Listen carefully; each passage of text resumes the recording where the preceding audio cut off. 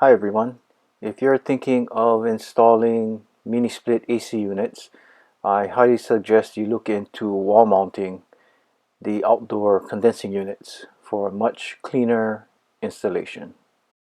My wife and I could have opted for the typical ground or pad mount installations, but decided on wall mounting to keep the units off the ground so we didn't have to worry about trash, leaves, and so on accumulating behind the units, but more importantly, keep the units away from our dogs.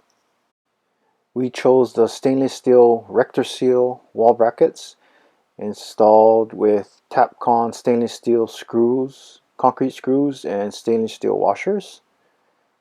The Rectorseal wall bracket has a load capacity of 300 pounds. I'll leave links to the wall bracket and Tapcon screws in the description below.